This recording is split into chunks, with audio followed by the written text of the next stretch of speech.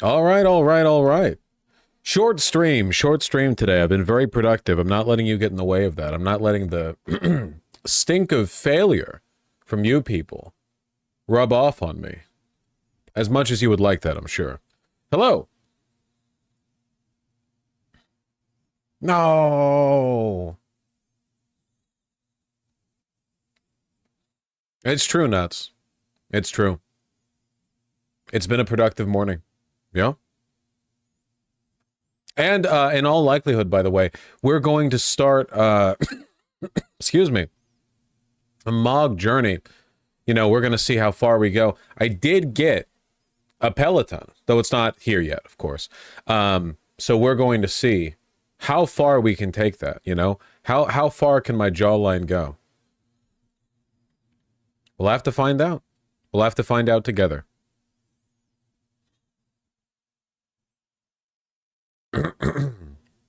Yeah, I hope my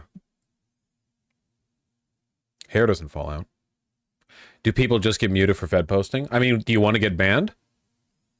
What are you, fucking stupid? How are your sniffles, boss? Don't remind me of them.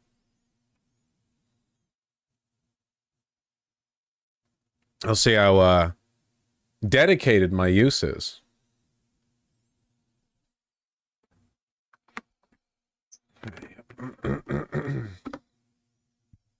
If you got the Zwift, you would have gotten more into cycling fashion. Yeah, I looked into it, and I'm not gonna lie. I wanna take a moment to be like really antagonistic. You guys actually fucking suck when it comes to recommendations. I don't know if it's just the biking community, but I was asking for advice on whether or not Pelotons were worthwhile, and you people were so most of you were so unhelpful that you should feel ashamed of yourselves. First of all the people who respond to something like that with, "Why don't you get a regular bike?" Do you know how different biking outside is to having like an indoor stationary bicycle with a dedicated workout routine and adjustable resistance, so you don't have to worry about pedestrians, cars, traffic, whatever else? Totally incomparable, except for the basic motion you're doing. That's like you being like, "I want to get a rowing machine," and someone's like, "Well, why don't you buy a boat and go to the river and row normally?" Seattle has like rivers and lakes, right? Yeah, it does. I'm not doing that shit. If I want to get a tight 5 in before shower in the morning, I'm not going to go out to fucking Puget Sound or Lake Washington. I want to stay inside. If it's raining, you already said this though. Yeah, and another thing, the people recommending Zwift and Peloton are totally different. Peloton is like structured workout. Zwift is about simulating the experience of biking outside. Totally, totally different things. None of you are helpful at all.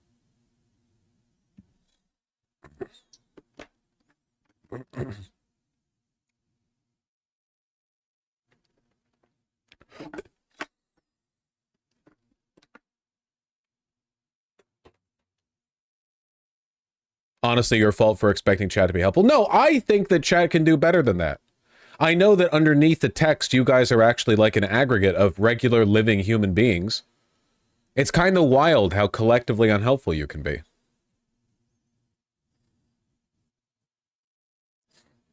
Which is good if you're training cycling, which I'm not doing, and everyone should know that, so I don't know why they're recommending it.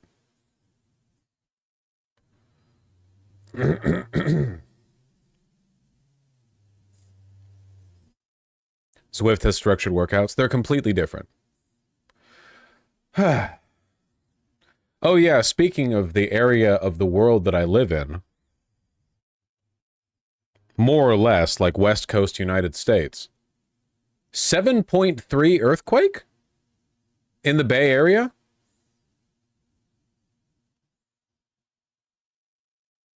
Oh, 7.0. I heard 7.3, but apparently we've settled on 7.0. OBS Studio disconnected. Well, that's just great. Little baby F.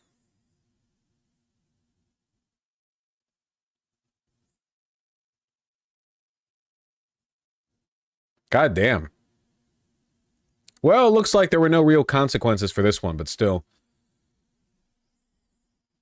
Definitely a big one. Right next to Humboldt. My alma mater. Excuse me.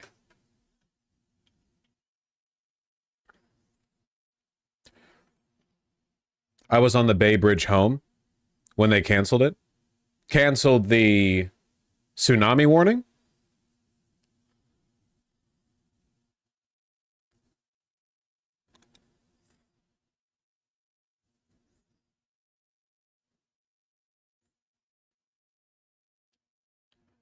They should be fine, little Morphine Annie. Probably didn't even notice it. Hmm.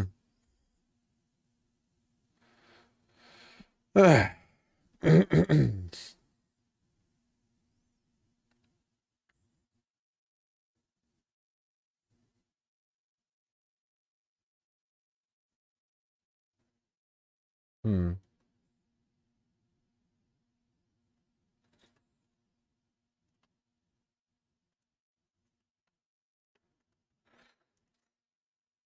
Stay on the topic of Vosh wasting on money he'll never use.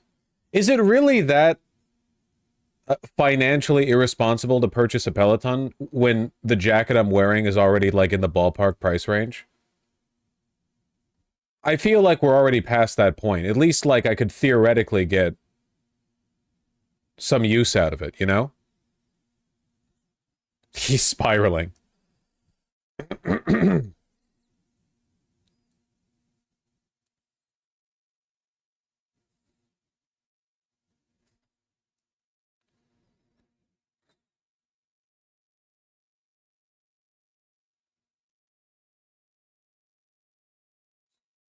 I always just assumed the Peloton was kind of a rich people toy, but I could be wrong.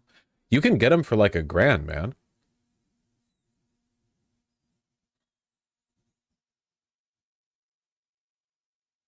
I don't get why people spend more than 100 AUD on clothes. Isn't 100 AUD like $5? Bikes exist, Vosh. Get some use out of those. See, this is exactly what I mean. You know that bicyclists, people who really get into like cycling, will recommend you buy a bicycle that costs like a lot of money as well, right? And then it's completely different to the Peloton. Like it's just a lot of people are just reflexively haters. You know what I mean? Like that, one of the things you have to accept is that when you're trying to get a genuine evaluation of any product that you've bought, any service you've patroned, whatever, a lot of people will just, in chat, be reflexively antagonistic, you know?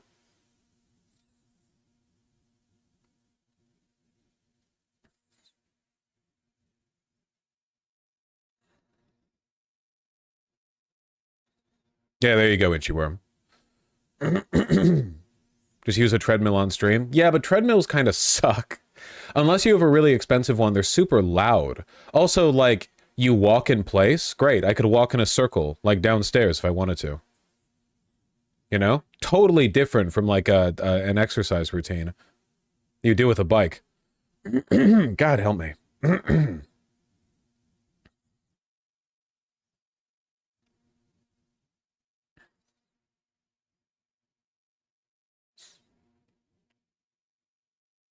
No lights? No lights?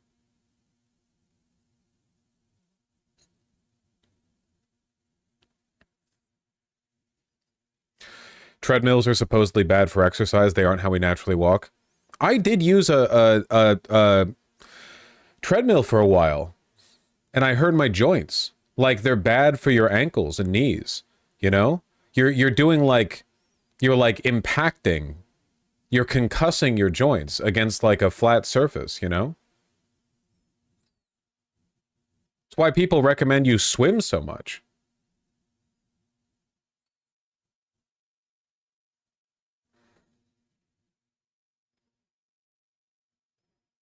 Is the reason you want the Peloton the integrated tech? You could just get a normal stationary, get the workouts on YouTube. Yeah, but then you don't have like this incredibly sophisticated software for tracking all of your progress and what you've done and all the adjustments and the quality and the gamification of the so on and so forth. That's the whole point. Like, if you want to get fit for cheap, you can do it for free. That's not the question. It's like, do you want the bells and whistles? I get like a lot of people, you bring this up and people are like, okay, you can get the exercise with the bells and whistles, but why don't you just do it without the bells and whistles? Because I want the bells and whistles, you retard. Not the person who just asked that, but like broadly, like that seems to be the consistent response to the prompt, which I don't get because I'm obviously going for the, and it's only like a 1200. Like, I'm just saying, okay, you can make fun of me for purchases that are less reasonable than that one.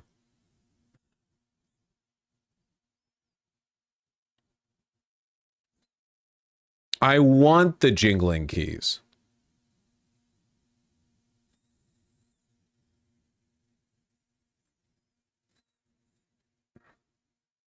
Our pool's expensive, chat.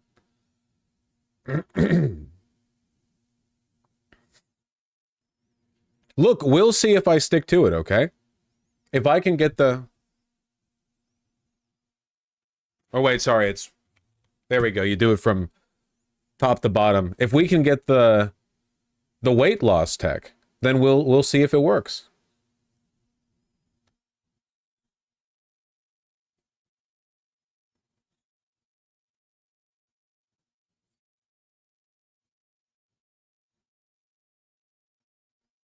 Level 1 mirror.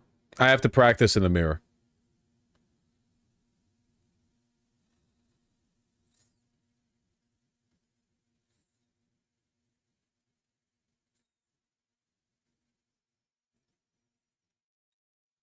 We don't. You said a weight goal if you hit it, shave your beard. Fuck no. NL's jaw glow up does need to be studied. It is genuinely crazy, yeah. He does. The crazy thing is that he's so modest. He doesn't even flex it. Like, if I did that, I would be such a cunt to all of you. I would be like so annoying about it. It's remarkable how much, like, you know, how much temperance he's displayed. It's crazy. Here, look at these thumbs from like 2 years ago. These videos are from like 2 years ago. Here he's got thumbs of him in there so you can see what he looked like. See? That's just 2 years ago, right? Like, he's a fine looking guy. Like, there's nothing, I'm not shit talking how he looks or anything. But then you see the what, like, God damn, man.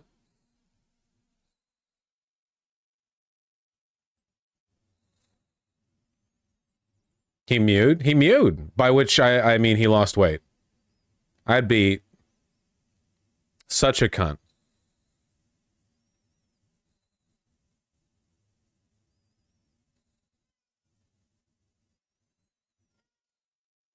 Seen this guy pop up so much lately. Is he a gaming guy? Yeah, he's just variety gamer. I like him. He's good. Very good streamer.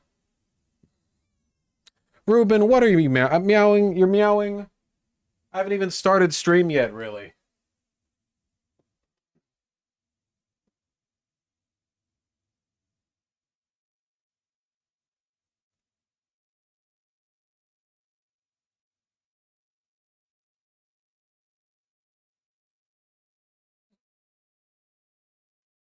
Yeah.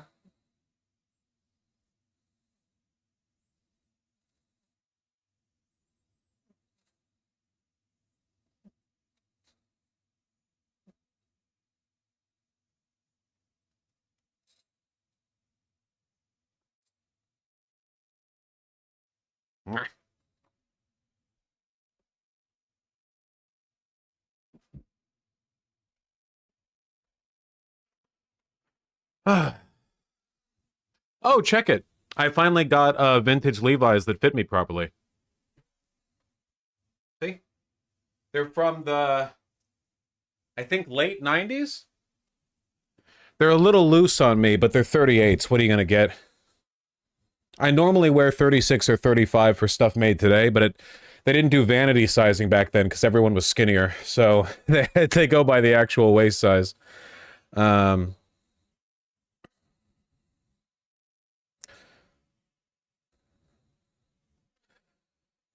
Vosh talking about high-rise pants made me get some, and I look a million times better in them. I can never wear low-rise again. It does so much. It really does.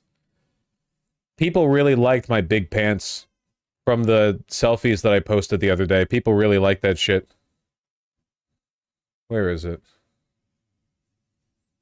Where is it? Big Pants is Giga Aura.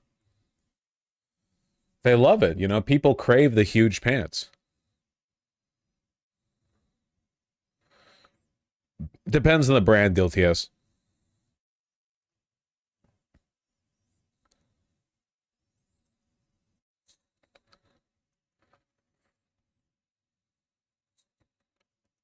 Are those fatigues? Yeah, they're huge.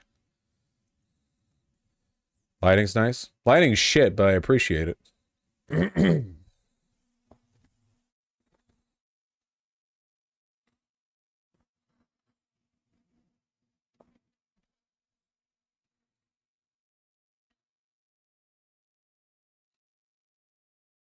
So those high-rise cargo pants? Yeah.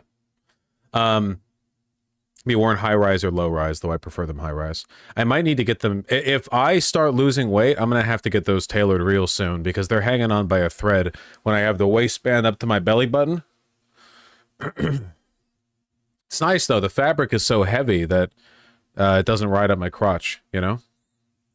Thoughts on suspenders with big pants? Suspenders are pretty much, like, not a thing people wear anymore. But if you're wearing them with, like, a suit trousers, sure.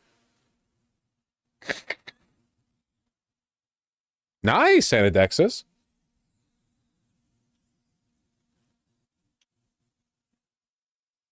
Believe it or not, wide people happy? Yes, I have. You have any recommendations for high-quality hats? There's a haberdashery in Pike Place in Seattle, but I don't really have any, like, strong hat opinions, generally speaking. It's not a field. I got too big of a head. It's just not a field I'm that experienced in. It's gotta be a short stream. Short stream.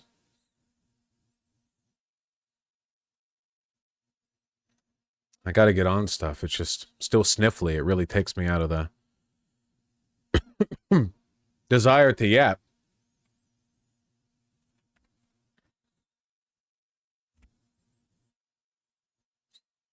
Don't see you wearing shorts. I normally wear shorts while I'm streaming, even if it's cold, because my computer keeps me warm.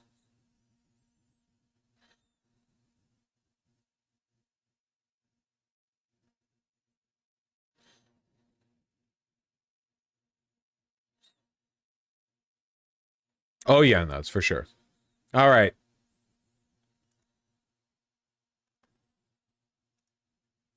Okay. I want to talk about something very important. Seemingly trivial, very important. You know the news, right?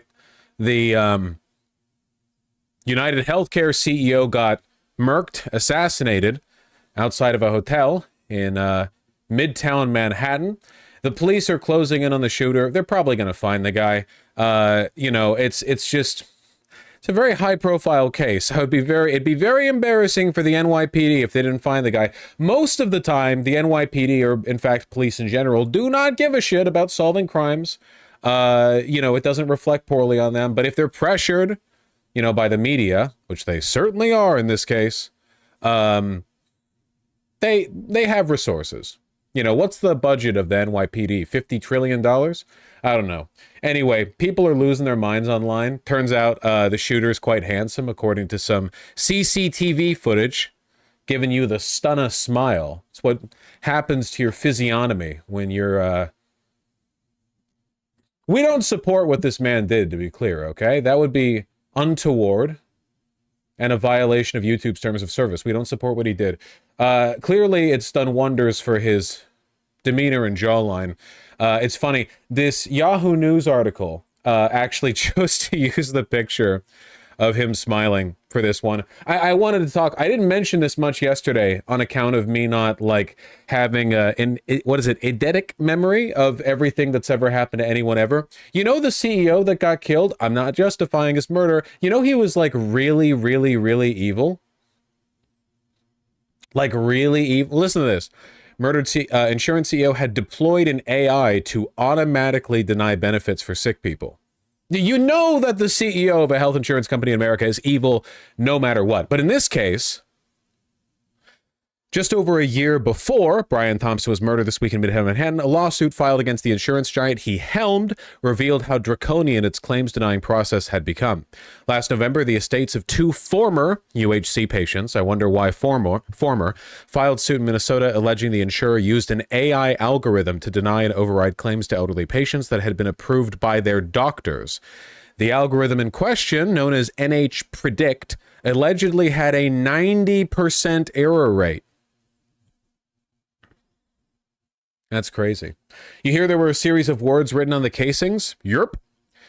Reports claim he wrote the words deny, defend, and depose on the shell casing of the bullets, which once again does throw this firmly in the realm of like, this is a movie. You know what I mean? Like clear CCTV footage of a guy in a hoodie with a backpack with a silencer with subsonic ammunition, murking a guy outside a hotel, then disappearing. And then afterwards you get all like this. It's cinema is what I'm saying. It's and this being written on the casings.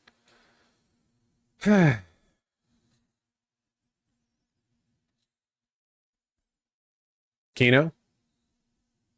So he wasn't a paid assassin? I don't know. Look, I'm sure they'll catch the guy and we'll find out more. Maybe he'll kill himself before the cops catch him. I don't know. Look, I'm telling you the CCTV and the released image are not the same guy. I'm just going off what the media is saying, okay? I'm just going off what the media is saying, all right? I wasn't there. I was not in Midtown Manhattan that morning. I do not have any opinions because I wasn't there. I wasn't there. No one has any evidence that I was there. I wanted to talk about this and go back into, if we could slide the conversation back into my preferred territory, which is blaming the Democrats for everything, if I may. If you've been online, you've probably noticed that literally everybody is supporting the shooter. Like, that's barely even an exaggeration. Like, across the board on social media, top to bottom, everyone, every age group, not even that politically. It's not just the left. It's literally like across the board. Nobody cares. Like, the only people who are defending him are the weaseliest, most limp-wristed of libshits and like politicians and, you know, that kind of deal. Like, I think Tim Walz said something like, you know, this is terrible, whatever. I don't know. For the most part, people aren't defending him. It's not like, yeah, I saw Aaron Rupar. Aaron Rupar was like, how dare all of you, you know? It's not just the online left. You see the Facebook post on this? I think that since then, the number of laughing emojis has like tripled or quadrupled or something like that. But United Health Group, look at this. At time of focus on the ratio, not the absolute value.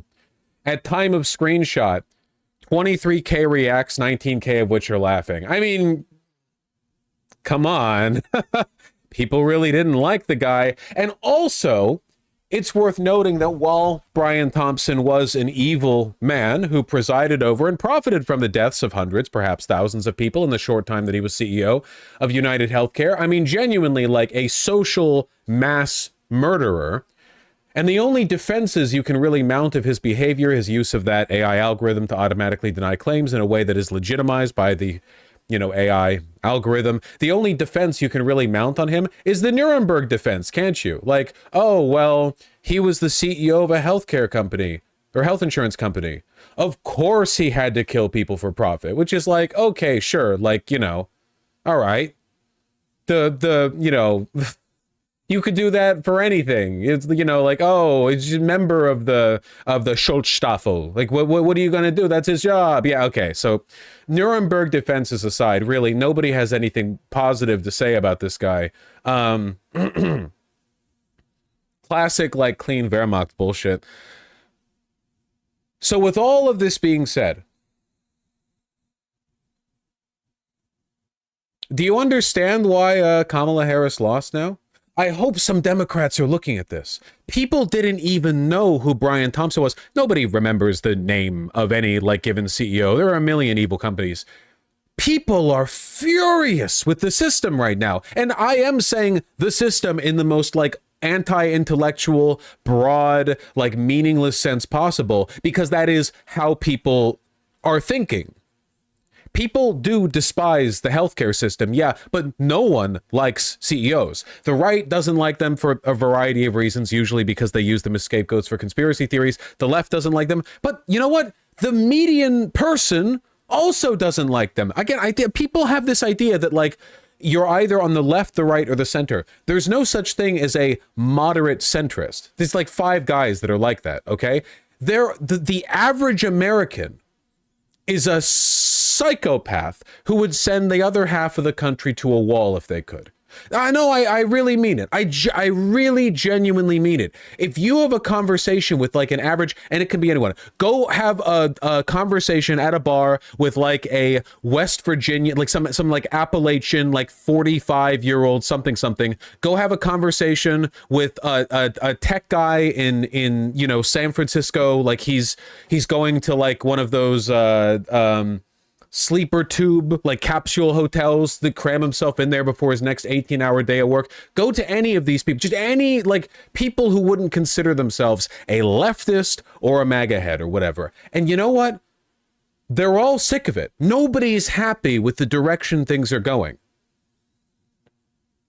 Nobody is. That's just a fact. It's one of the reasons why the messaging that Democrats are so fond of, which is like, well, America's already great. If you take a look for this, like, you know, this chart, it actually shows the number is higher than it used to be. Here we have a means-tested policy that will affect 2.3% of the population and improve their well-being on average by like 0.48%. That's better than the other guy who's going to make your life worse. Doesn't work. I'm not saying that Democrats should like step out and say this shooting was based. I'm not saying that, and they're not going to do that. And if you think they're going to do that, you have the brain of a child and you are spending too much time online. That is not going to happen, obviously. Not just because you know, the healthcare companies lobby and so on and so forth, but also because, like, don't be stupid. Come on, they're not going to do that. However,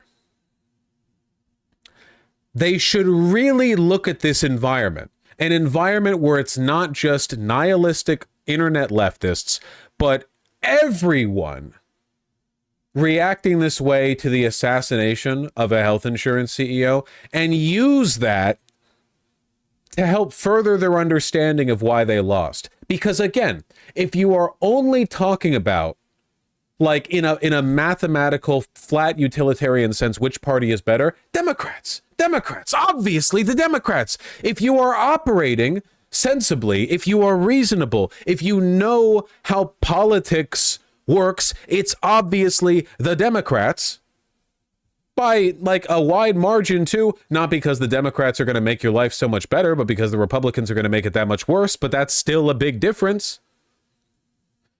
But that's obviously not how people vote, at least not all of them. Look, I just want some affirmation on this. Can we agree that even outside of the left and the right, even for like the hundreds of millions of Americans who are more towards the center, whatever that means, a lot of these people are not only fed up with the status quo, but like if you put one beer in them, I mean, like if they're even a little bit relaxed, they would start grumbling about how their boss needs to, you know, like their boss, or like the pharmaceutical industry, insurance companies, they'll go after car companies, anyone. Like this is like salt of the earth talk. You can bring this back hundreds of years. This is the #1 conversational topic of the working class since day one of the working class, which is we hate this and we hate them. That's like the main thing they grumble about.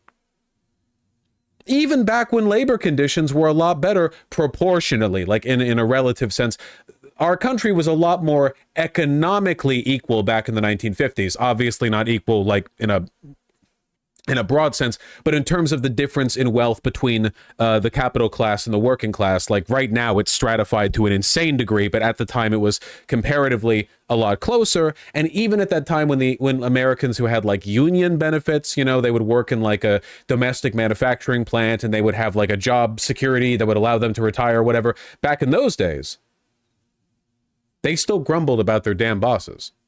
It's just the nature of the dynamic. You know, we forget that. Liberals forget that. The right wing doesn't forget it because they're always calling for people to die. The the practice of the right wing, the narrative, the direction they walk down. I mean, the path they're building is one of mass death. They know where they're going. When Matt Walsh is in front of the Supreme Court, he's talking about how like he wants the total eradication of gender ideology. They know what they're talking about. They know they're a death cult. At least a lot of them do.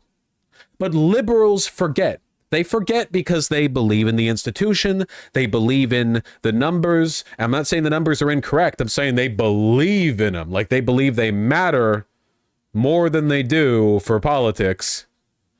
And they forget that deep in the heart of regular people is a sincere hate for anything, everything, and anyone that is worsening their life. And the liberal, in their arrogance, their technocratic arrogance, they think, well, okay, sure, but let's set emotion aside and focus on the numbers, and we'll administrate the numbers, and we'll manage the numbers. And do they administrate them? Sure, they do a fine job sometimes. And then they lost the election. They lost the election to a retard. They lost the election to the weakest candidate maybe ever. Like every day a scandal, every day a weakness, like a 78-year-old rapist, pedophile loser with 1,000,000 points to attack, but the Democrats don't attack them because they think, well, it's not about the emotion. The only emotion Democrats think voters have is this earnest, like glassy eye or like starry-eyed faith in the American experiment. You know? Hence, the stars are most visible when the sky is dark. That's the emotion they speak to. But people feel a lot of hate.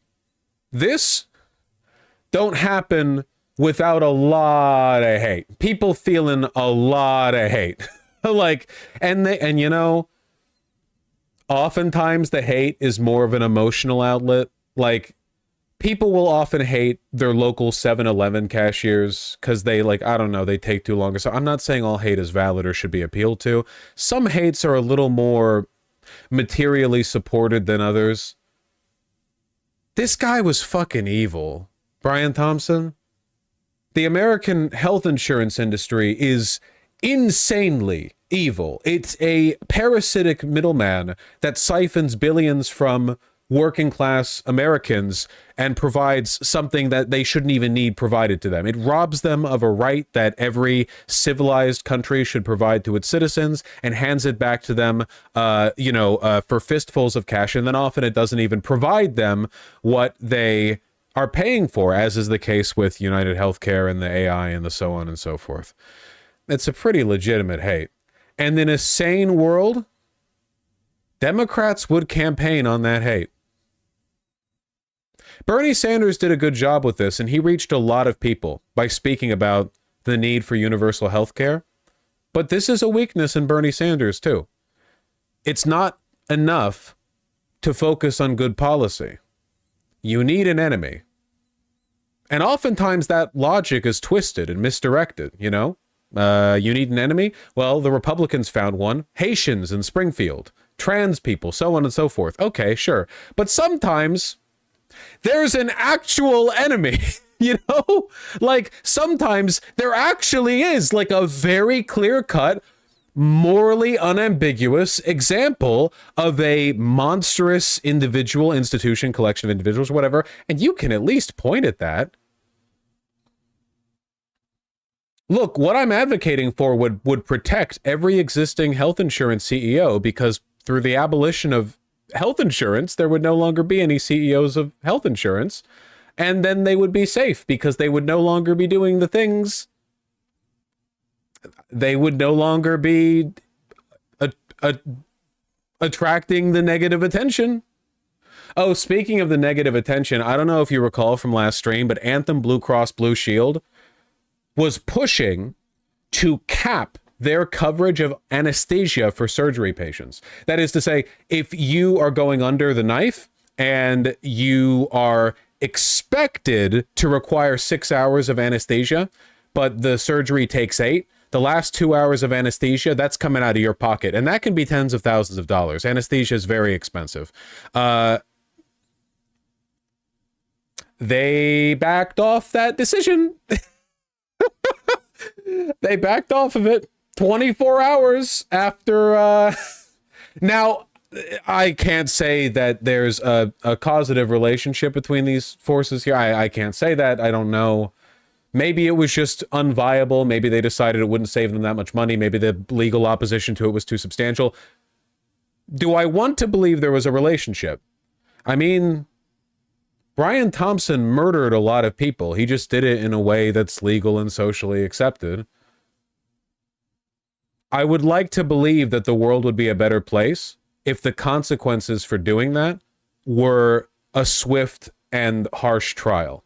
I would like, it's as much catharsis as people are finding in this. In a good society, we would not defer to like the whims of armed lunatics and vigilantism as a way of addressing gigantic, obvious systemic failures. Like like in a good world, this shouldn't even be possible. We're grasping at the edges of catharsis here, but we are nowhere near, not even remotely close to being at where we need to be. And there are edgy ways you can go online and be edgy, but I'm like, sure, I'm not saying you shouldn't or can't or whatever. I'm just saying, like, we know what we need to do. The Democrats, if they want to win and if they want to make life better, need to push Medicare for all. And they need to push it with the militant passion that the Republicans have mustered for trans people. If Republicans can muster that much hate towards trans people who ain't done a goddamn thing except be really annoying on Twitter, how can Democrats not muster that much hate for people who are directly responsible for the death of so many people?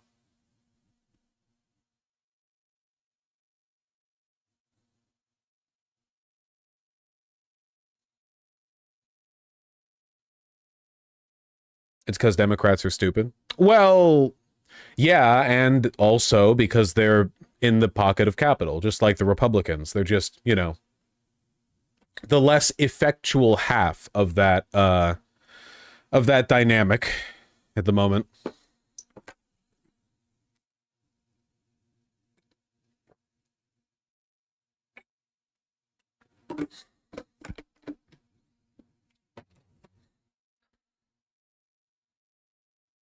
I just think, like, if you're a Democrat, an official, a pundit, a politician, whatever, and you're looking at all of this and your thought is like, well, the American people are looking forward to an end to this period of chaos and just want stability. No, they do not. Because they know what stability looks like. And it's 90% of their insurance claims getting denied by AI. Stability in this context means the status quo, and they don't want that. They want change. They want change, and they are so desperate for it that they will basically like uniformly champion a random assassin. Like you can see people's responses here. It should indicate to you where they're at, you know? Like, it's not good. I've seen posts online from Europeans or like Canadians or whatever, and they're like, this is wild. How can you do this? And the Americans will respond with like, shut the fuck up. You have free healthcare. Shut the fuck up. You don't know. You don't know. People are pretty upset. People are pretty upset.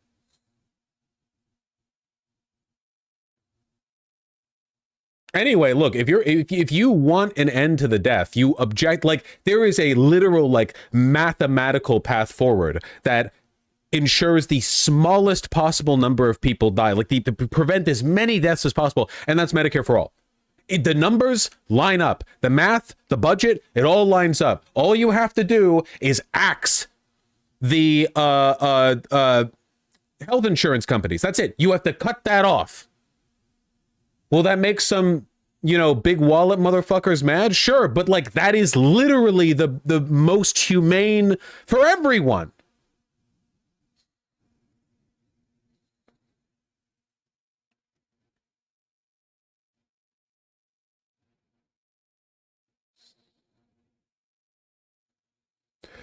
You have no idea how quickly we're moving towards the US healthcare system here in the UK. It's terrifying. No, I know, because I've covered it. The only reason our system is like the way it is here is so it can siphon off as much wealth as possible for a very small number of administrators and capital holders. There is no benefit to this system from the perspective of like helping people. Like it is literally just, it's like there are two dials here and it's more people suffer and die, but we make more money. And that's it. There is no like technocratic deliberation to be had. There's no like, well, actually, it's more complicated than you think. Because, you know, there's like those types online with like the liberals, you know, where they're like, well, actually, even though American healthcare is objectively inferior in like every way to every comparable nation that has more socialized healthcare, like there's actually a trade-off here. There's like a complicated, I've seen people say it's because of like homogenous population, like the fact that Norway has fewer races of people, that means that all the like, no, it's definitely not the privatization and the private health insurance. It's like some other thing, you know. People love doing that. They do that shit with like rail as well. They're like, well, yeah, we can't build Northeast American rail. America's so big, it wouldn't work. And then you overlay a map of like European rail over America, and it's like, oh wait, they did that. You overlay like China high-speed rail over America, and it's like, oh wait, you can do that actually. It's actually like totally possible. People just want to find excuses for keeping the shitty fucking status quo.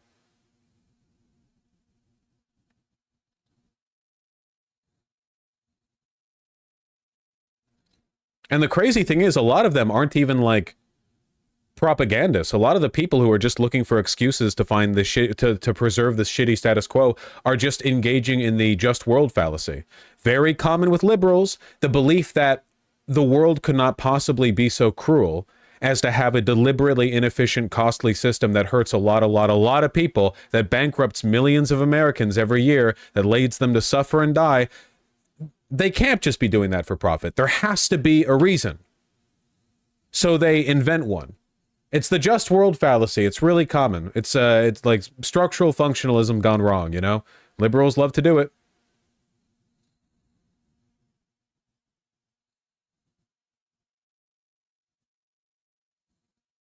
Anyway.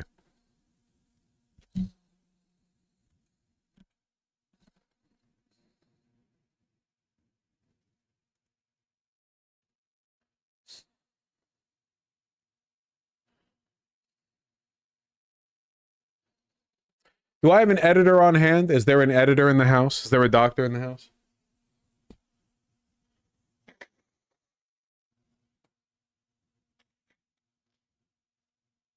Hey, Tempest.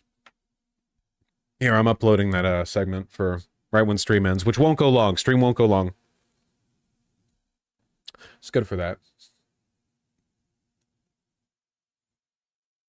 It's a good title for that. What about like everyone seems to be supporting the shooter?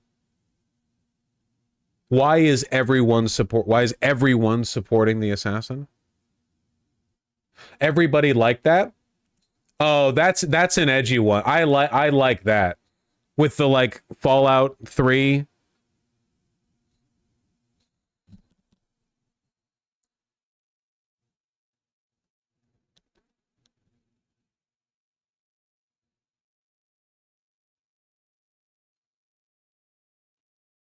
Is that Fallout 4, not Fallout 3? Oh, Fallout 4.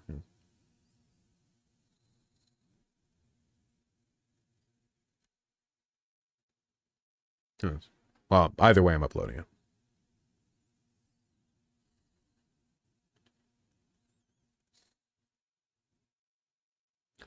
Do we do the edge? I mean, that's not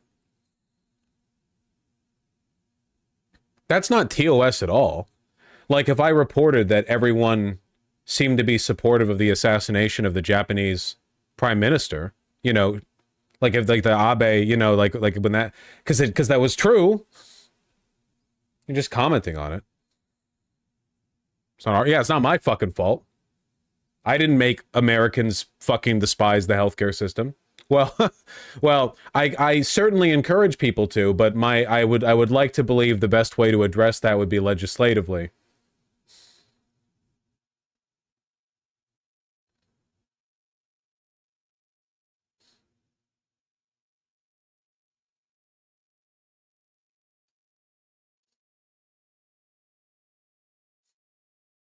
Yeah, put the Fallout 4 meme like to everyone like that in the thumb, like incorporate that, but then maybe for the title. I think that the title should be does everyone love the assassin or something like that. Why does everyone support the assassin? This is what makes being a YouTuber such a hard job. Yeah. Yeah, the title is the question and the...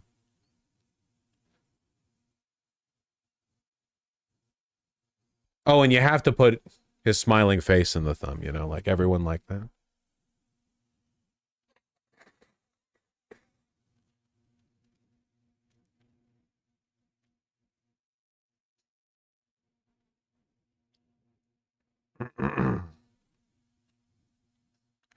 Leave me now. Any last words? Yeah, if I lose my channel, it's your fault. Good luck. Thank you. Thank you. Thank you, Tempest. Everyone say thank you, Tempest. Literally, I open my fucking, I open my Twitter feed and the top thing here, carefully, he's a hero. Literally, the first 18K likes 1 hour.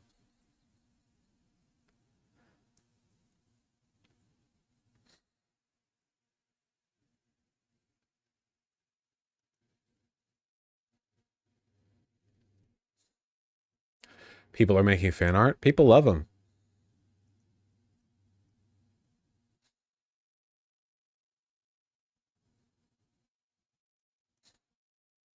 Did Vosh see the Elon Musk tweet in the Simpsons meme? Then you link a Discord media app, and it looks like this.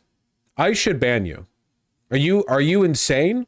Has Vosh seen this and it's a like not even like a link to a leftist meme? It's just the image itself.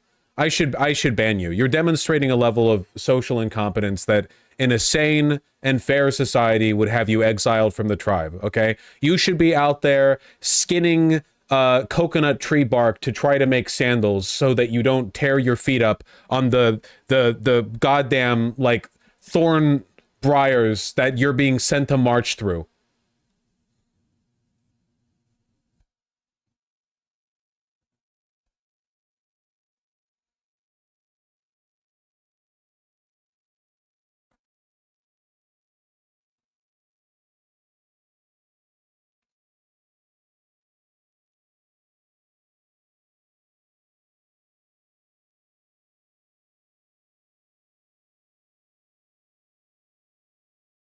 Yeah, I saw this one. This one goes pretty hard. 90K likes. Deny, defend, depose.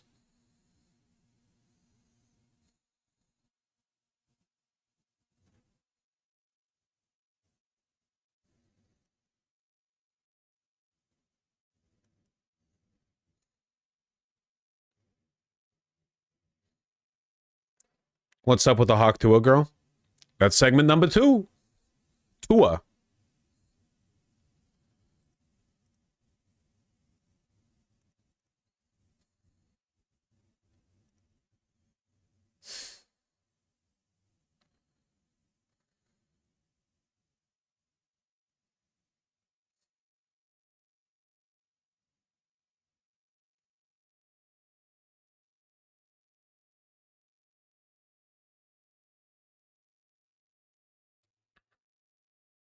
One second.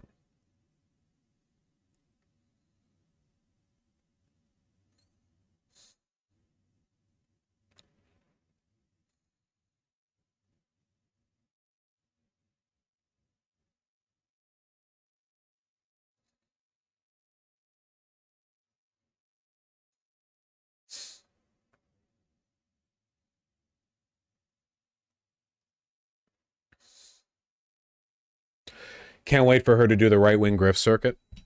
Isn't she already?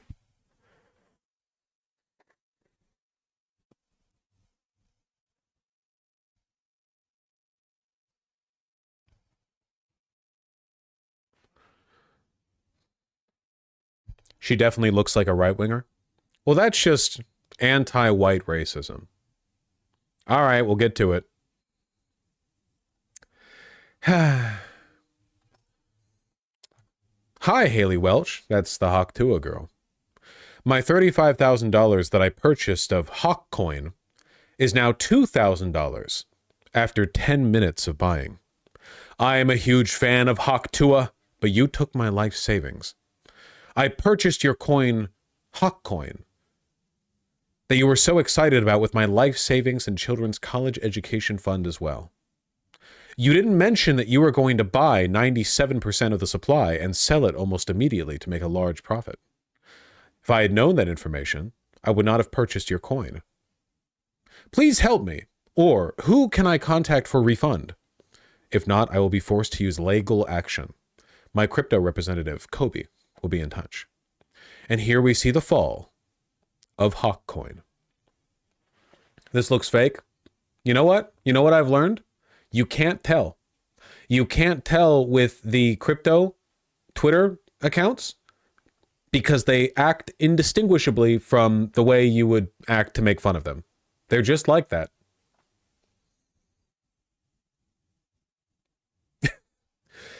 So, obviously, the Hawk TUAH girl, you know, she said Hawk TUAH spit on that thing. You all remember the bombastic meme sensation that was that. That went really popular with your coworkers, but not with you. And then, you know, some of the people that you maybe watch who are a little bit more humorous started using it like ironically, as I have and continue to, especially with my close personal friends, where they'll say like, hey, can I get past you? I need to walk to the fridge. And I'll say, walk TUAH. And then they'll look at me and I'll laugh really hard at my own joke. Like that, you know, ironically. Like in a way that's funny to me. And then they stab me. Then they walk past the fridge, grab a kitchen knife, and stab me. Exactly. You're the reason I find that shit funny. Fuck you. It's over. It's over. Take some responsibility. I'm sure there's lots of other things I do and say that you don't find funny. Maybe this one just hit with you. Okay. Man, the crypto valuation, this one really took off, huh? Look, Hawk Coin peaked at 500 million total value, the combined value of all the coin. And then, as you might notice, it plummeted. What happened? Well, you're not going to believe this, but Hawk TUAH girl's Hawk Coin was a scam. I know. It's a really simple one, actually. Basically,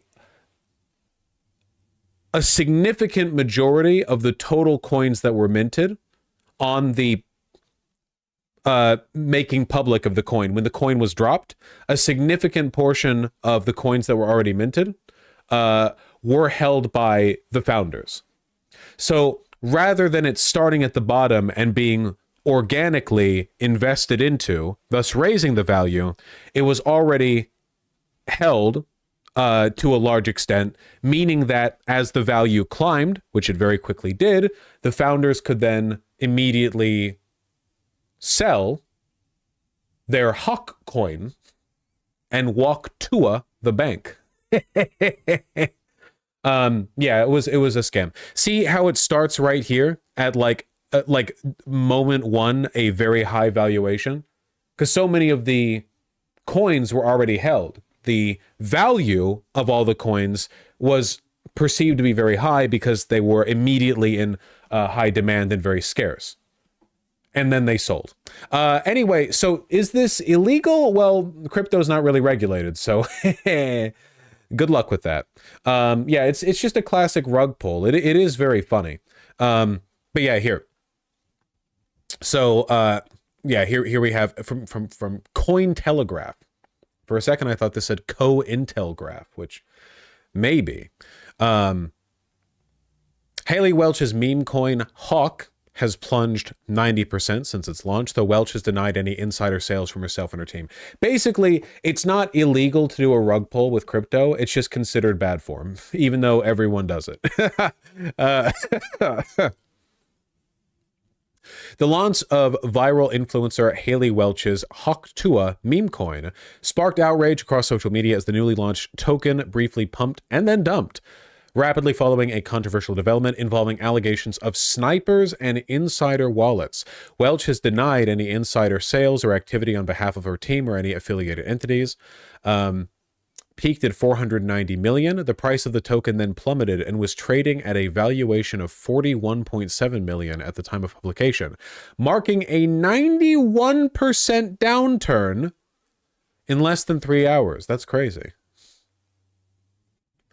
According to aggregated data from Bubble Maps and Deck Screener, a mix of insider wallets and snipers, entities that rapidly buy up huge amounts of a token supply at launch, controlled between 80 to 90% of Hawk coins supply at launch.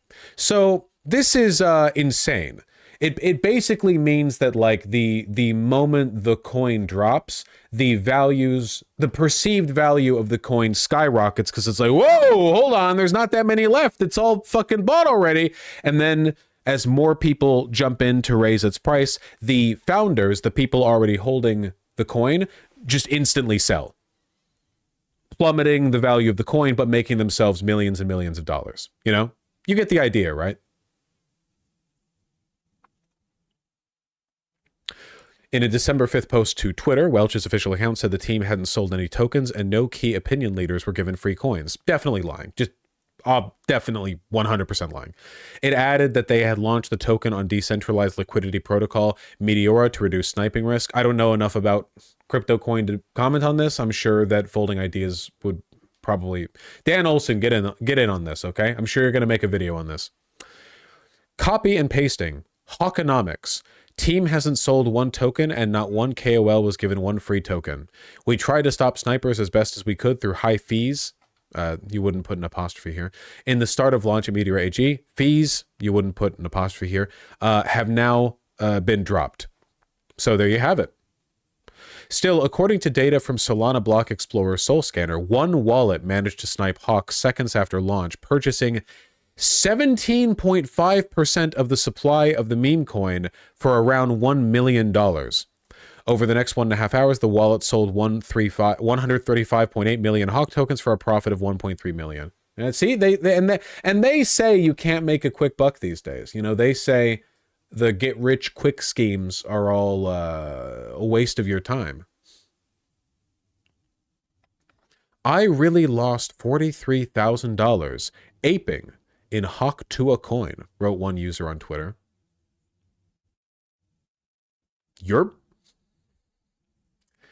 Well, don't worry. You still have, you only lost 578 in Purple Pepe, and you've barely lost any in Solana. So,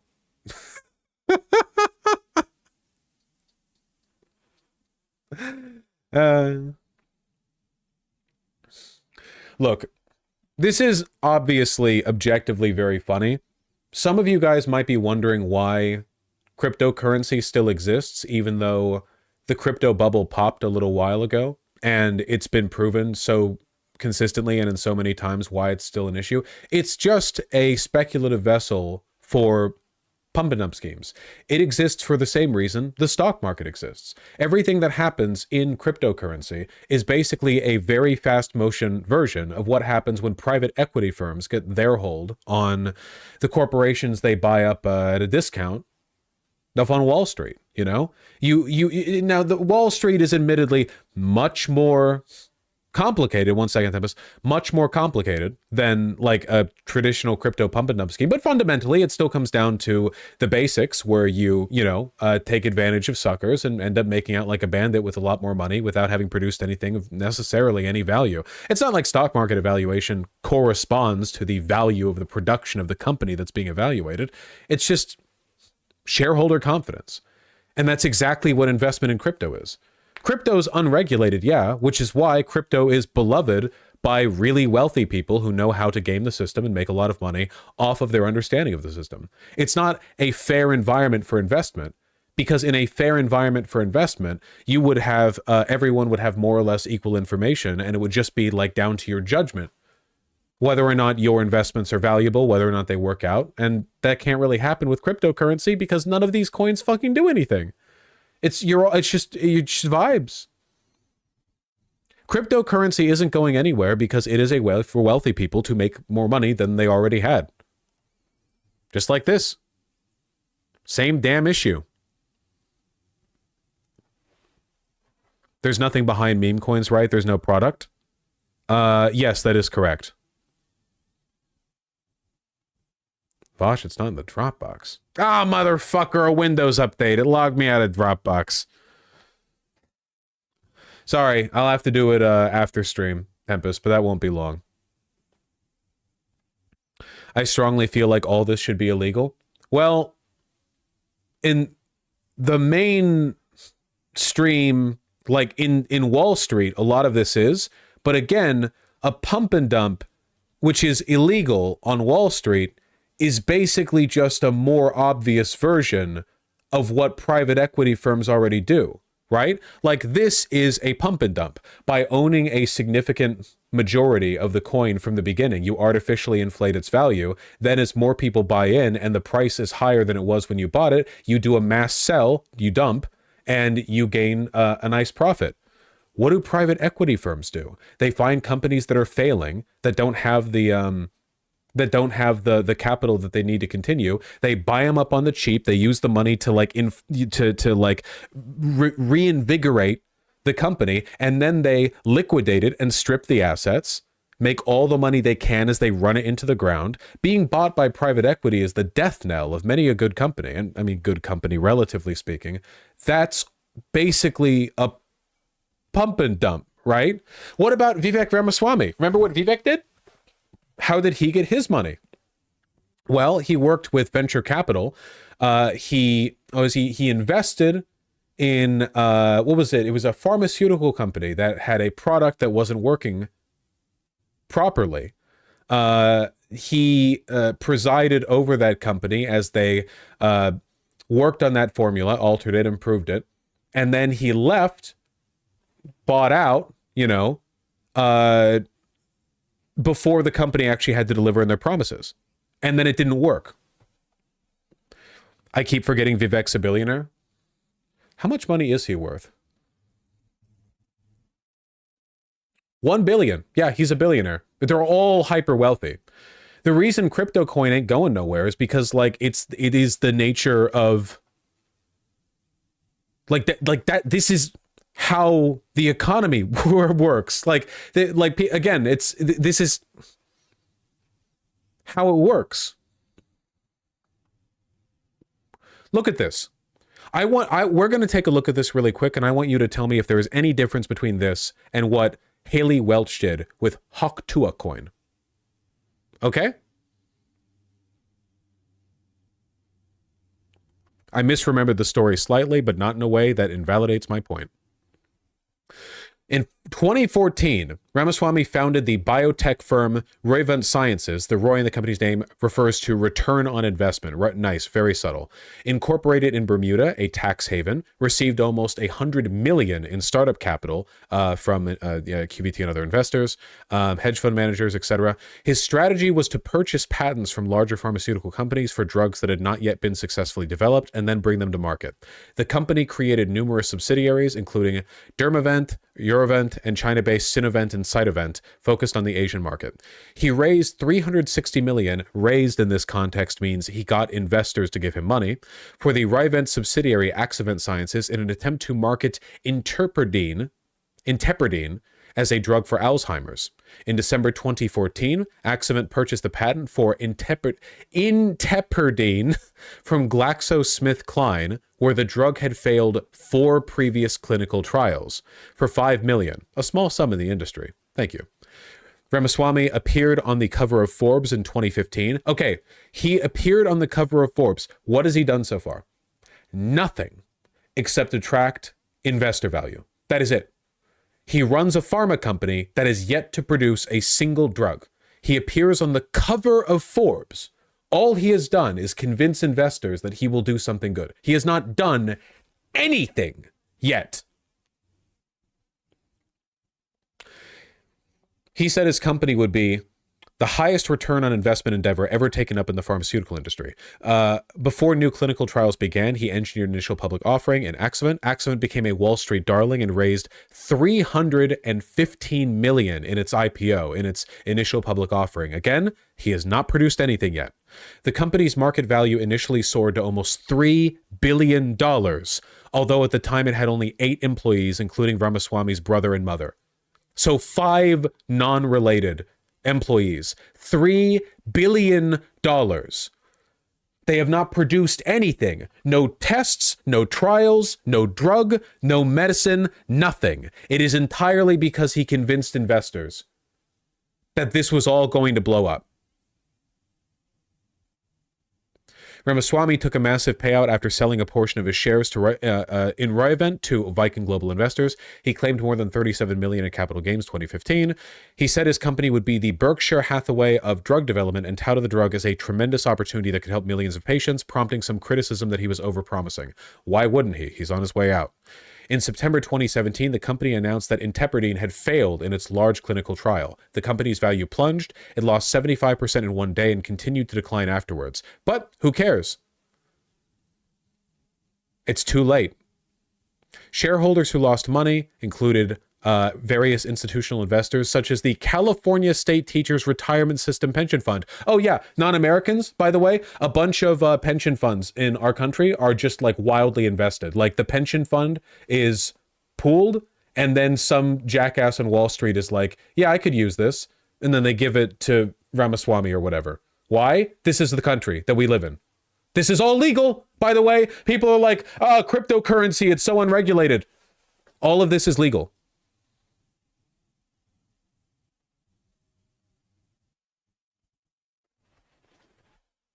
Remember when I said the stock market is fake and people got mad at me? Ramaswamy was insulated from much of Axovant's losses because he held his stake through ROGAN. The company abandoned intepridine. In 2018, Ramaswamy said he had no regrets about how the company handled the drug. In subsequent years, he said he regretted the outcome, but was annoyed by criticism of the company. Axovant attempted to reinvent itself as a gene therapy company, but dissolved in 2013. While campaigning for the presidency, Ramaswamy called himself a scientist and said, I developed a number of medicines. So yeah, he is a 2023. Thank you. He is a billionaire. Now again, chat, what is the difference between this and this? Genuine question. Really, genuine question. I'm not being facetious. The only difference is the speed with which it happened and the exact mechanisms you need to work through to achieve the exact same outcome. That is it. That's it. That's literally it. So again, why is cryptocurrency still around? Because it always has been, brother. Why? How do people keep falling for it? What do you mean, how do they keep falling for it? How did they keep falling for it?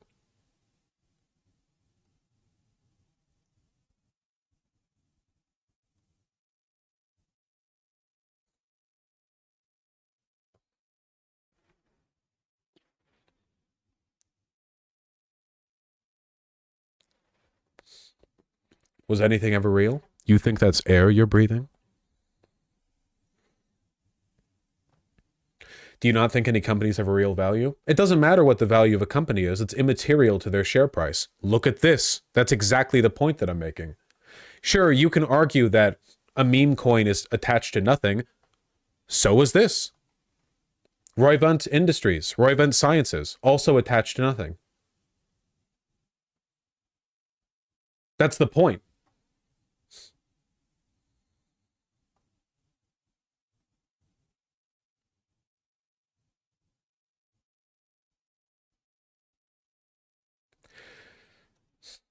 Isn't attached to earnings?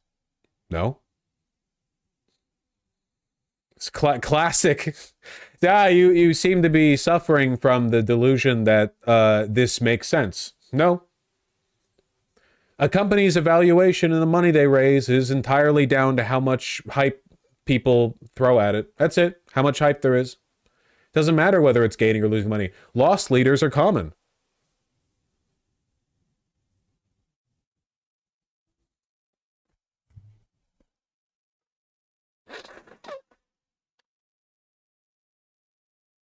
Did the company bring in any income? No. This, Roivant Sciences, they never produced a drug. They were a pharmaceutical company. They never produced a drug. They only lost money. They lost enormous amounts of money buying the patent, doing nothing with it, paying Ramaswamy and his family. They did nothing. They only made money through investment, but that's not profit, that's investment. And he's a billionaire now.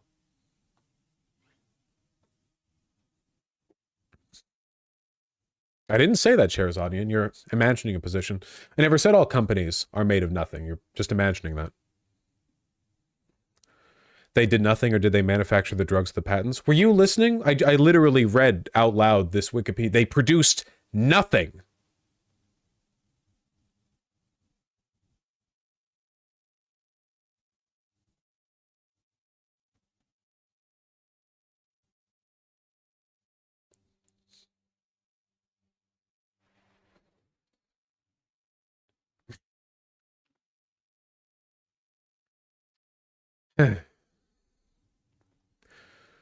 Isn't that fraud, though? No?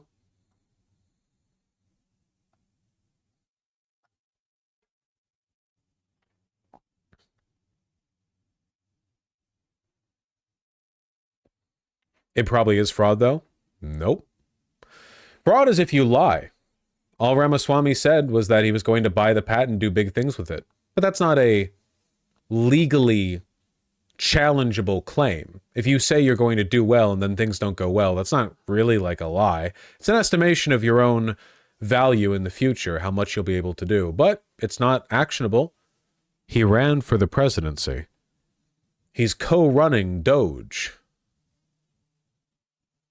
Anyway, I just wanted to drill this point home because, again, meme coins are just a more visible microcosm of the insanity that is the regular economy.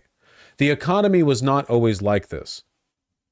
The economy used to be like, Christ alive, mercantilism had a more materially real backing to its economy than this. This is just, the stock market is insane, essentially.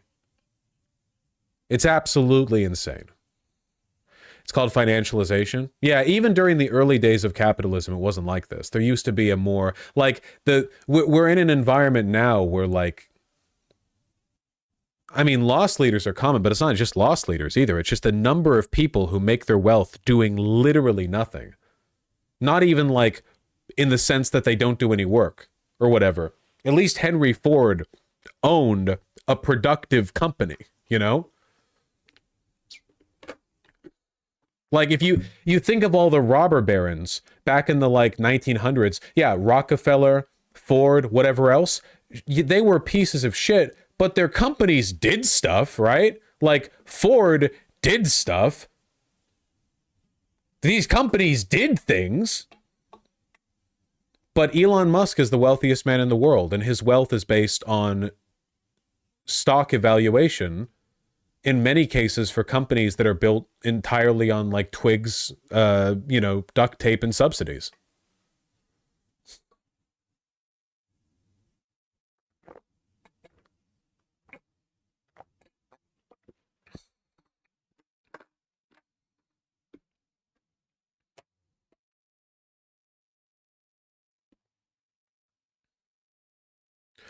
Unironically, it's easier to argue for capitalism with its initial industrial implementation than it is now.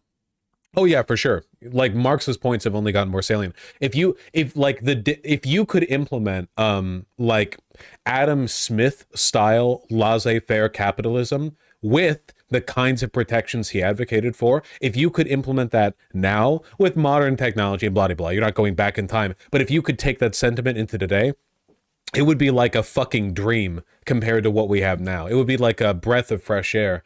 It would be insanely sane and well ordered.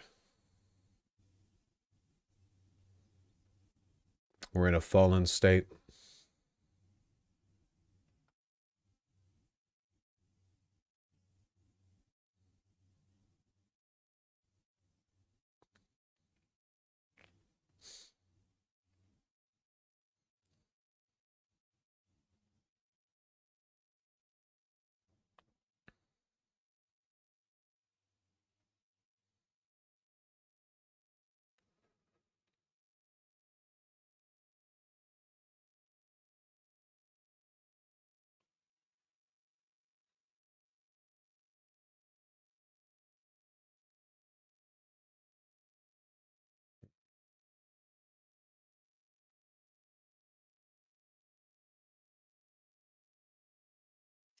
The Amazing JLP. What is this? I'm trying to look at.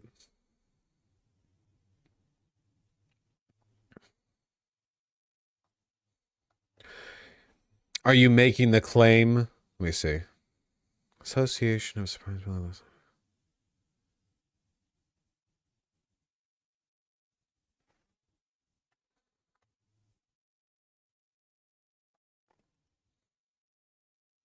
Not sure if I understand this. So this is talking about Blue Cross Blue Shield saying it will no longer pay for anesthesia for the full length of some surgeries.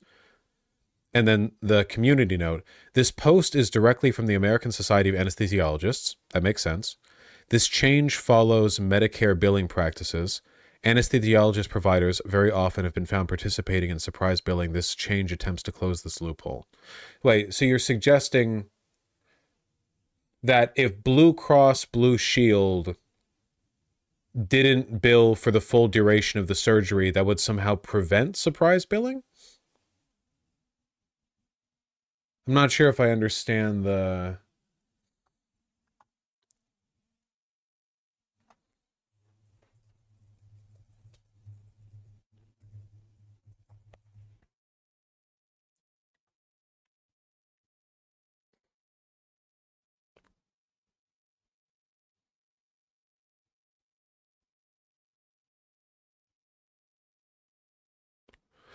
There has been significant widespread misinformation about an update to our anesthesia policy. As a result, we've decided to not proceed with this policy change, Anthem told People in a statement. Okay, so they're saying that this has been misreported.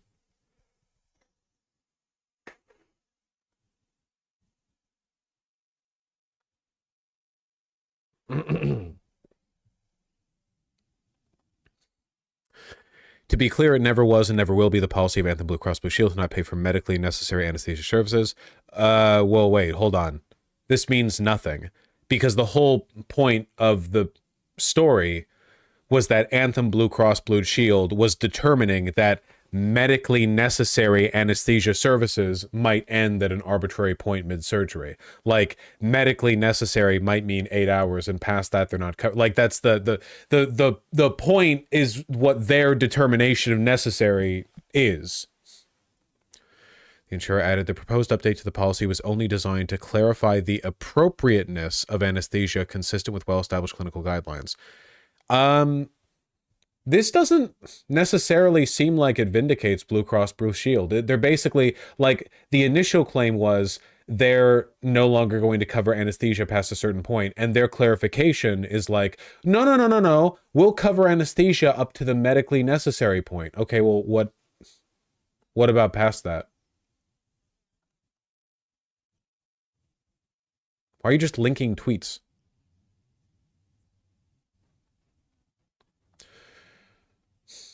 The point is that sometimes doctors will anesthetize a patient for longer than necessary because they make a lot of money on those. So the policy changes to try to tell doctors they won't pay for anesthesia past the necessary point. Don't you just love all of the medical insanity that comes with our private health insurance system? The idea of an anesthesiologist putting you under for longer so they can charge the insurance companies more.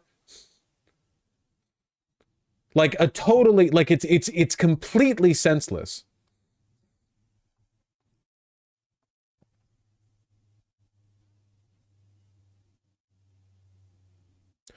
Is that a thing they do? I've heard stories. According to Anthem's initial announcement of the new policy November 1st, the insurance provider would have set predetermined time limits that patients that could be under anesthetics during a surgery procedure. After the time limit is up, the patient's anesthesia services would not be covered. Well, yeah. Claims submitted with reported time above the established number of minutes will be denied. Well,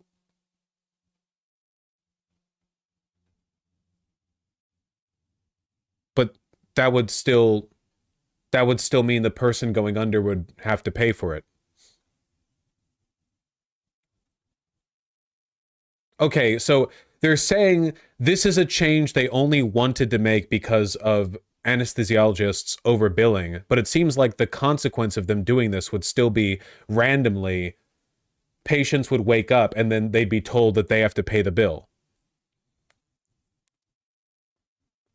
Like, even if the claim is correct that they're doing this in response to improper procedure from anesthesiologists, it seems like it would still come around to fuck over the patient.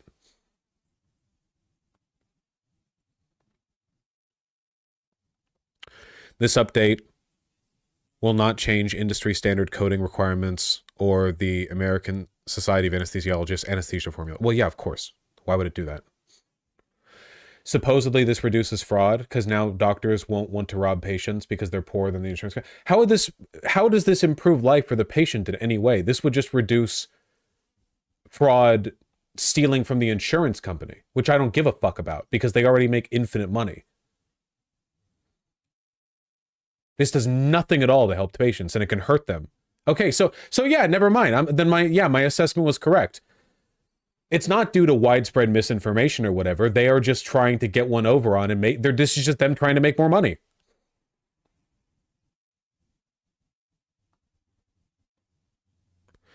If a patient can't pay a bill, the hospital often just eats the bill. Scheherazade, and respectfully, are you fucking insane? Oh yeah, if the patient like gets medical debt that then beleaguers them and weighs on them for the rest of their life, like after 8 years of being hounded by debt collectors, eventually the hospital might eat the. Are you insane? All because your anesthesiologist kept you under. The patient gets their claim gets denied, so the patient has to pay $36,312.15 because the anesthesiologist kept them under for too long because maybe they just fucked up or maybe they wanted to get like more of a claim from the insurance company.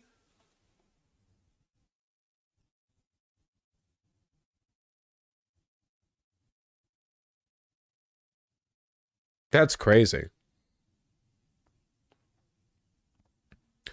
The company previously said the change was part of an effort to make healthcare more affordable. Oh, I bet. And stop overbilling for anesthesia per CNN.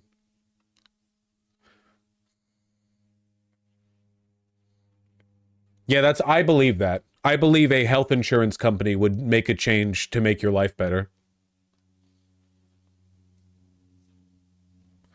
Well, Scheherazade, and whatever solution they settle on, this was not the right one. Evil, evil companies.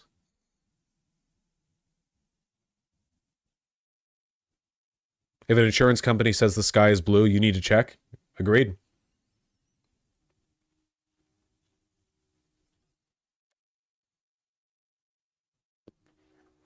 Policy was the subject of much criticism, including by legislators in the ASA. I would fully believe anesthesiologists are deliberately putting people under for longer in some way to make themselves or the hospital more money. I will fully believe that because I don't like doctors very much. But if the solution that Blue Cross Blue Shield has to them making slightly less than the bajillion dollars they were already going to make that year is to implement a system which could randomly lead to patients waking up and not having their shit covered, then I don't support this solution at all.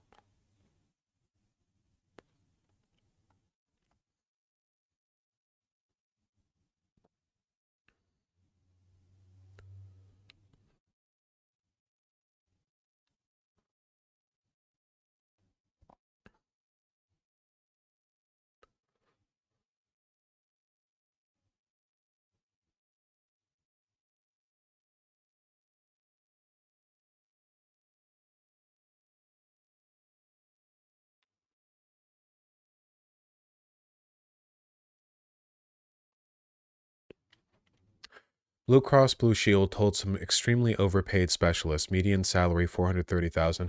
Oh, buddy, if you think anesthesiologists are paid too much, wait till you find out what the salary of the people who own the health insurance companies are. That they would be cutting their pay by applying some of Medicare's payment rules. That's how single payer works. Squeeze rentier provide. Wait, that's how single payer works? Squeeze rentier profits, lower costs. I'm sorry, at what point was this lowering costs for the patient? These people are, who are you? Liberal, Fox Medium, liberal ass motherfucker. Pharma shill detected. Well, I like how we're just assuming the lower cost part. Like, oh yeah, I know it wasn't even remotely included in their proposed plan, but I'm sure they're gonna pass their savings along to the consumer. I'm sure Blue Cross Blue Shield is gonna pass their savings along. Fucking idiots. Or shills.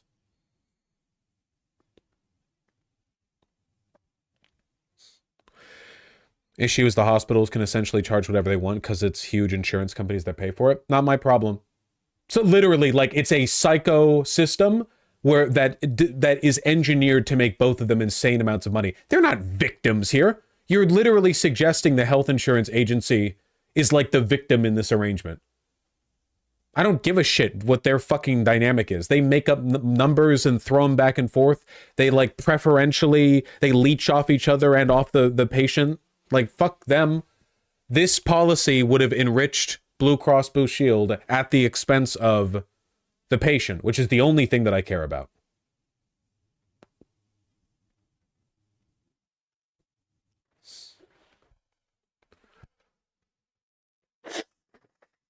If anything, the idea that they're screwing insurance companies makes me like the anesthesiologist more.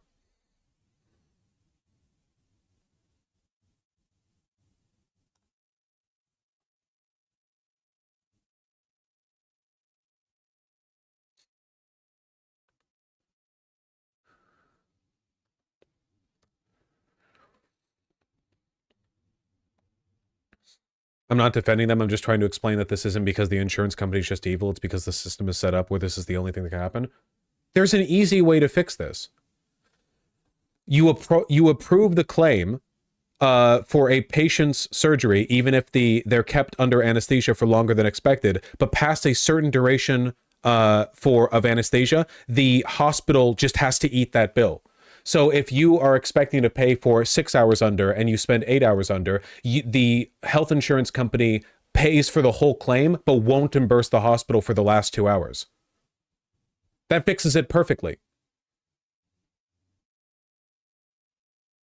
Oh, you can't do that because that would be like financial impropriety, that would like fuck up the contract. Well, then why can the patient randomly be billed? Why is everything designed in such a way that the patient can at any point wake up owing $1 trillion and then like, no, you can only design complicated financial loopholes in ways that benefit the wealthy people, not in ways that hold them accountable to their behavior. Like,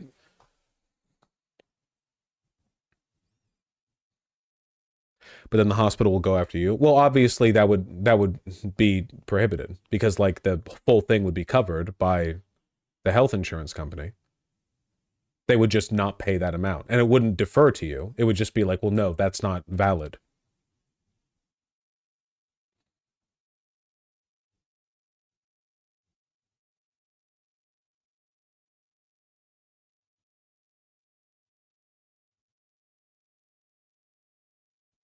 Whatever. We all want Medicare for all here.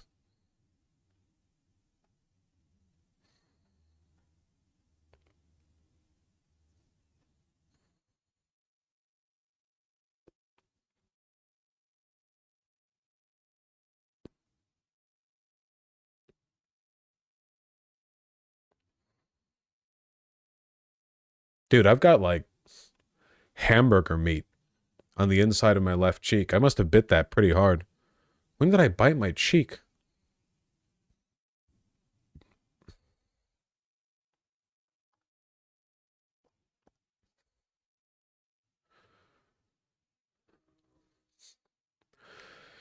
Hospitals are in the red. Hospitals are in the red because the money is being siphoned by the administrators and owners. Like, don't buy the easy headline. It is a insane financial maelstrom that would easily fix itself if you just went to a hospital and you got the procedure and the hospital services bills and cost of good and what have you were all paid for by the government, or even with like a sane upfront transaction. It's an insane system designed to siphon money from everyone so like 5 people can get wealthy.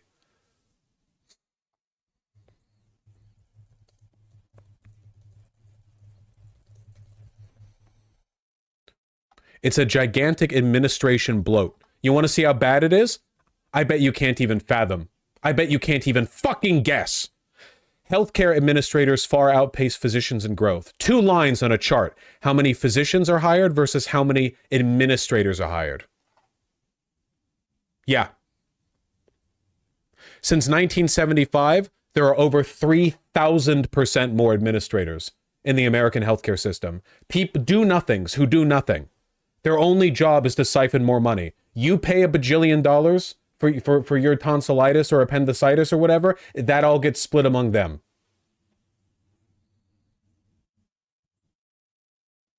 It's all intentional. It's not because it's more efficient. It's not because it's a sane system. It's not because some smarter person than you out there thought, well, there are plenty of people out there smarter than you that thought up the system, but they did not think it up to benefit you.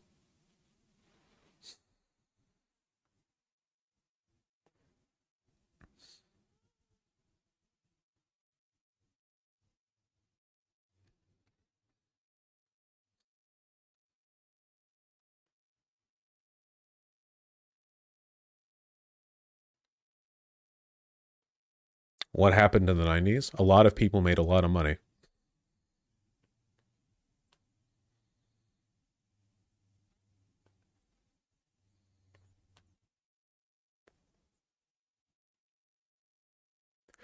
This is similar to how colleges are bloated too. Europe.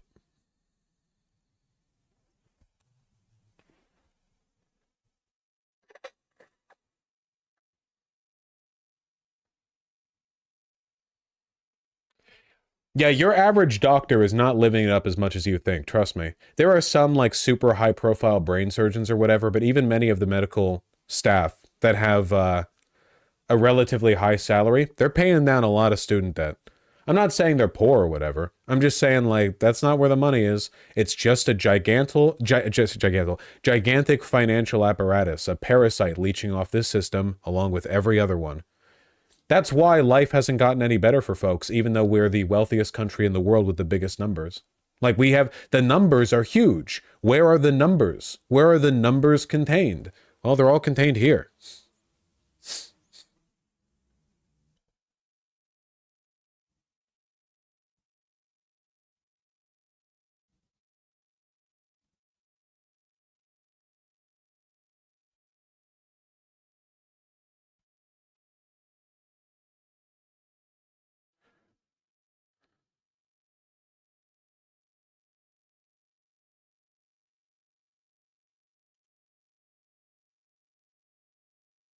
What the hell is this?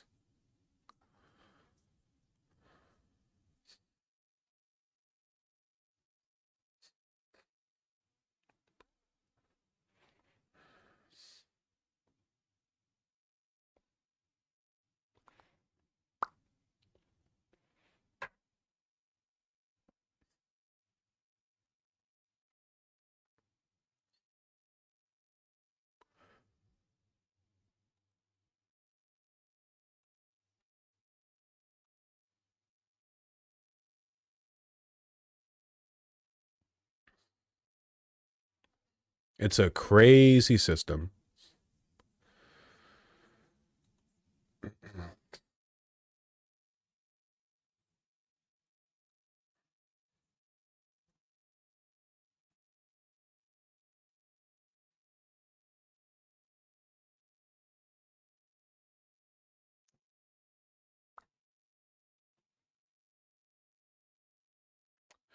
Funny assassin news. Classic, classic line. While per John Miller from CNN, among the interviews law enforcement has been conducting, they spoke to a female employee at the hostel who said at one point she asked the then masked man to lower his mask while flirting with him.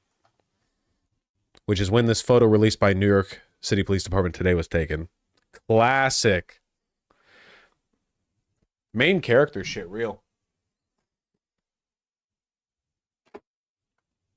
Seems so nuts.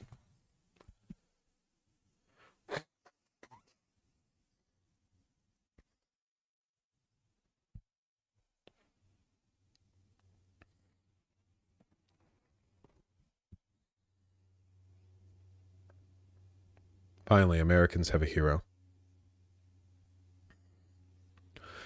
North Carolina Republican power grab bill gets through the governor's veto. Yorp. The No More Democracy bill. Classic.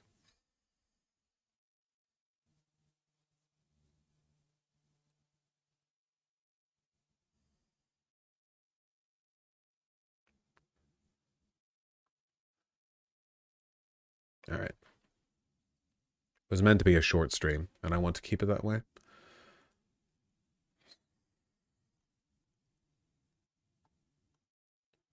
God, the sniffles. Hold on.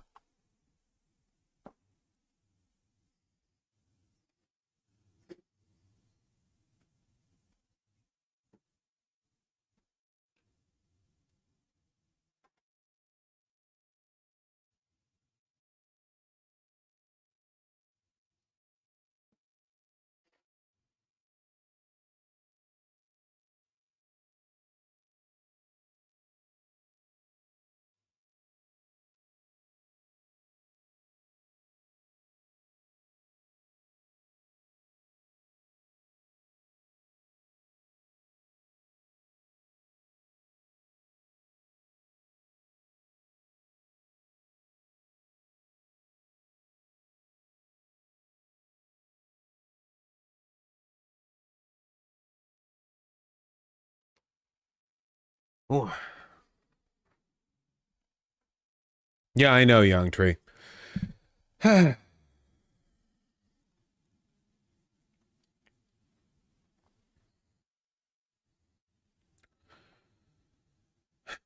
be nice, Asmelia.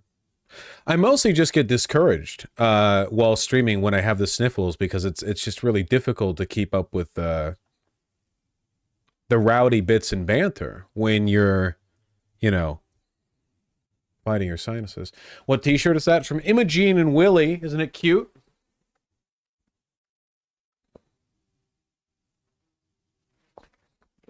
Very on theme.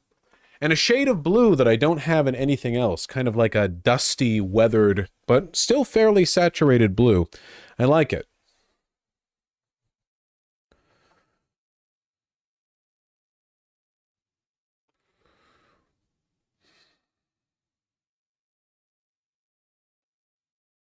I'm glad you like it. What jacket is that? It's a double RL canvas. Is it a chore coat? Yeah, it's a chore coat.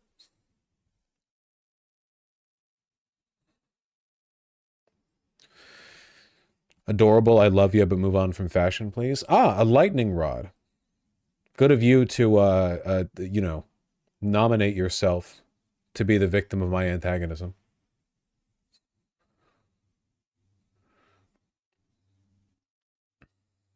Yeah, that was like 5 seconds.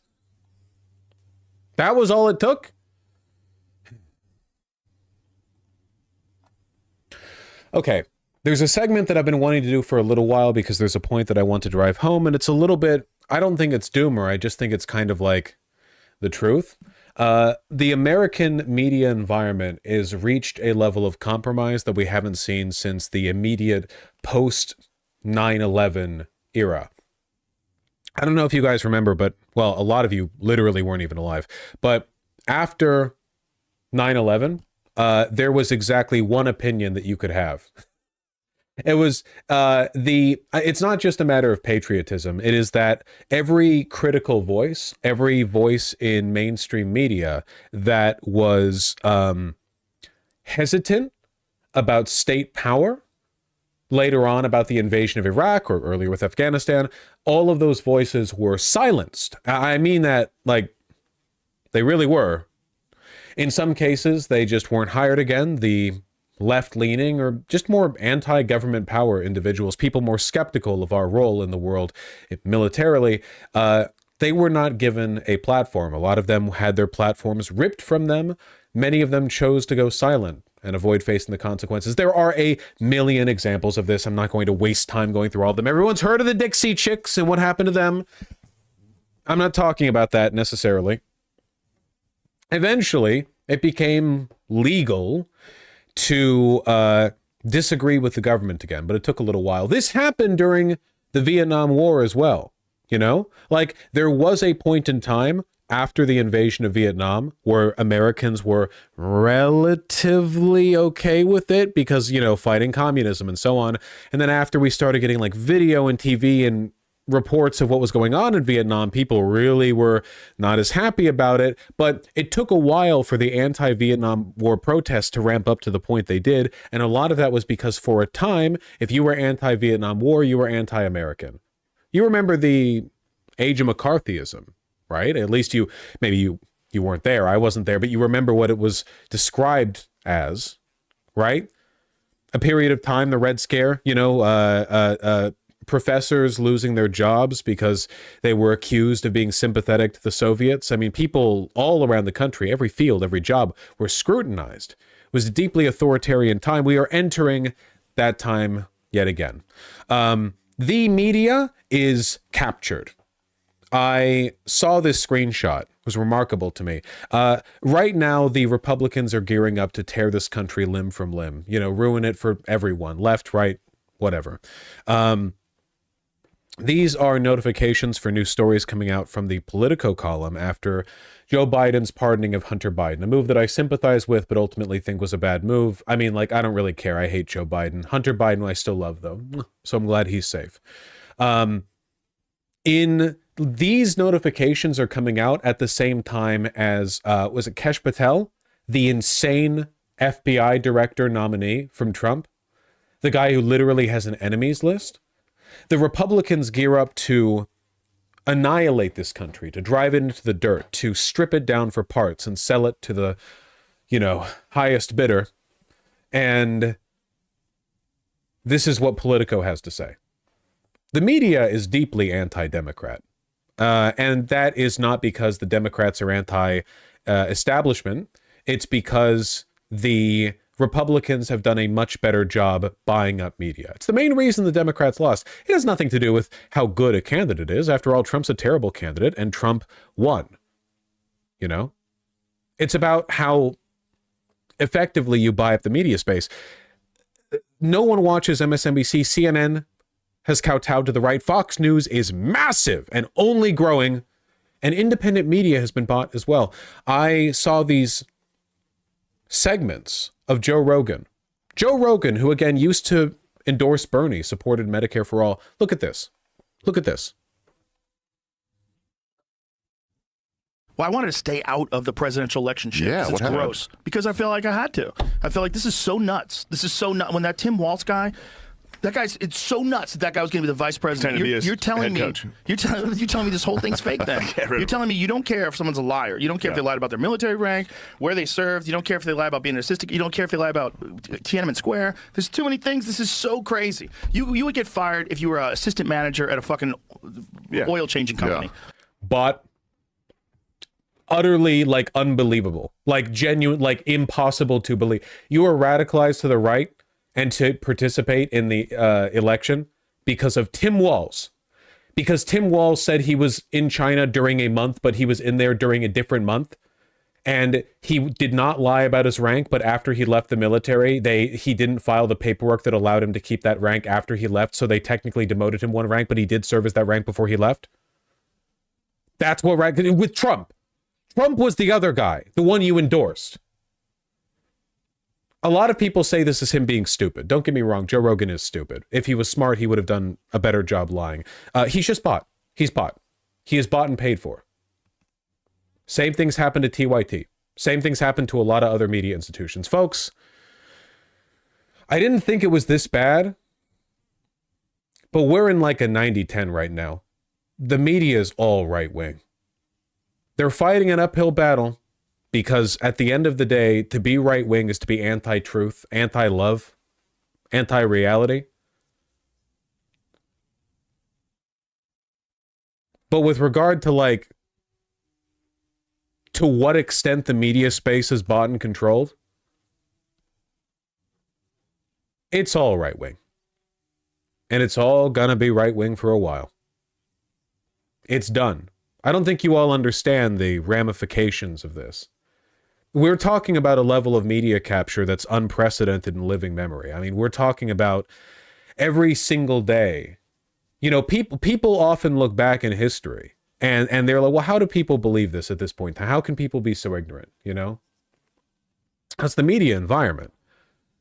But it's never been this bad. Or at the very least, it's never been this bad since the introduction of genuine independent media. But they've gotten that as well. Voices like, I mean, I'll be, you know, I guess like a little undignified and say it, but voices like mine or of other genuine left-leaning people, genuine left-leaning populists are going to grow more and more rare and quiet over time. Not quiet because they choose to be more quiet, but quiet in the sense that it will be more and more difficult for them to maintain this you know, a presence within the platform. Every possible attack will be made against them. I know there's been like a protracted effort to remove Hassan from Twitch for being, you know, in like at some point perhaps inelegantly anti-Israel, as though there are not a million examples of people being inelegantly pro-Israel, and people aren't getting, you know, thrown off platforms for that. I guess Asmongold got banned for 2 weeks because he said Arabs are subhuman or something like that, but that's a pretty far line to cross. Yeah, I don't know. I mean, I guess there's a line. Apparently.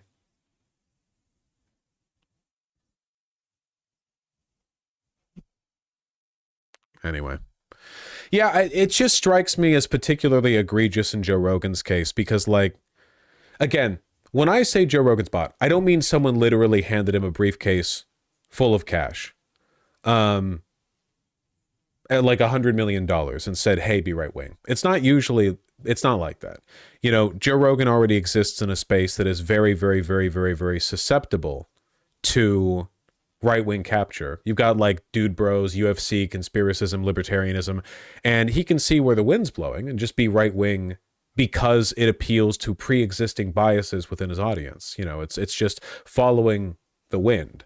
There are a lot of people who are going to be doing that. But that's still like being bought. I saw this clip as well. I don't want to play it because it's 5 minutes long. It's pretty crazy. This very shiny man. When did the US government get started with internet citizenship? It started in 2014. Edward Snowden rolling around in his not grave because he's still alive. With the Ukraine coup and counter coup. Basically, this guy's argument is that we couped Ukraine, you know, the ousting of Yanukovych, the dictator wannabe Russian puppet who was ousted in Euromaidan. He's saying we did that, and then we used the intelligence apparatuses we designed to manage that on ourselves. No mention of like Prism or COINTELPRO or anything like that. It's this guy's a Russian asset, basically. His job is to launder a Russian talking point, which is that Ukraine only broke from Russia because of Western interference. Joe Rogan has him on to express this uncritically with no pushback.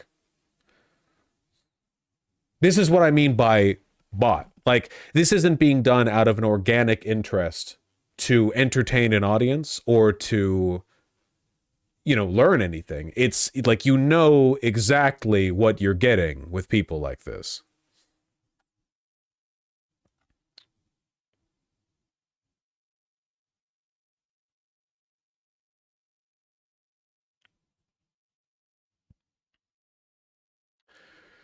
Retweeting Jack Posobiec. Well, congrats to David.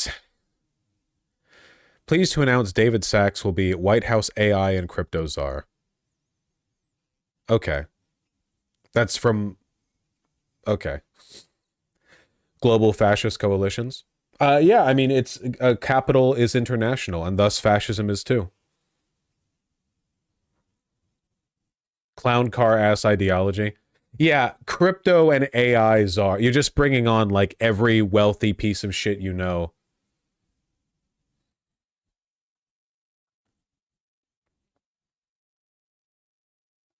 I fucking hate this guy's smile, man. He looks like a aged down Hide the Pain Herald. Do you think Joe Rogan is really right-wing or has no thoughts in the bald head? No. I think the question assumes the wrong... I think you're wrong to ask the question. It's not about what he believes. Like millions of other people throughout history who have been in positions of power and have acquiesced to and benefited from the worsening of that power, his beliefs are utterly irrelevant. His belief is that he should have money and power. That's the only belief a lot of these people have.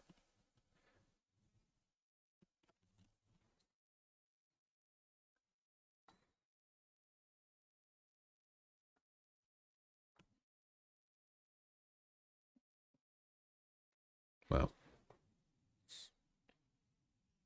basically what I'm saying is the West has fallen. But like, unironically.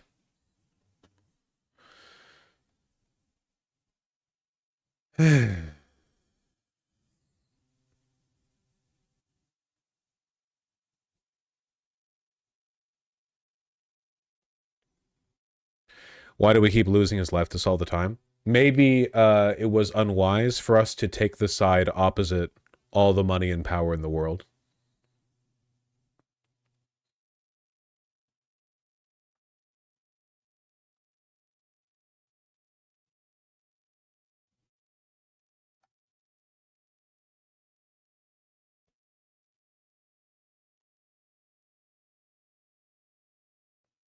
Fuck, should have thought of that. True. All right. That's all I wanted to talk about today.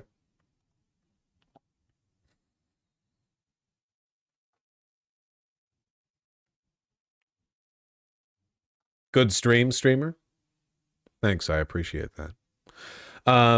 Yeah, just a short stream today. Tomorrow we're doing another proper one. Just wanted to talk politics. We're never getting a Rojava segment. We talked about Syria 2 days ago. All right, hush up. We'll talk about it again.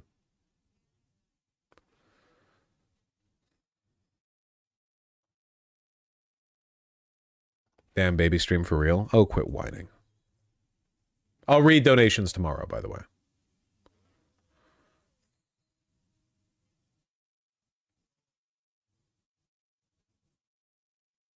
I'm going to send you over to Matt Binder on Twitch. I don't believe I've hosted him in a while. Take care.